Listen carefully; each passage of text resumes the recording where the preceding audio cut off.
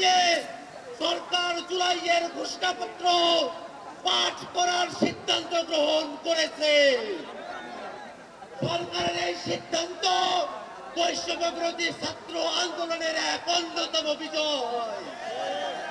আমরা সরকারের কাছে দাবি জানাতে চাই, অবিলম্বে জানুয়ারি মাসের 15 তারিখের মধ্যে জুলাইয়ের প্রক্লামেশন ঘোষণা করতে হবে। স্বাধীন হয়েছে 24-এ, নতুন করে আমরা আর কোন নতজান পররাষ্ট্রনীতি বাংলাদেশের পক্ষ থেকে দেখতে চাই না। আমরা বাংলাদেশকে পৃথিবীর মঞ্চে নতুন এক বাংলাদেশ দেখতে চাই, যেই বাংলাদেশের মধ্যে কোন রাষ্ট্র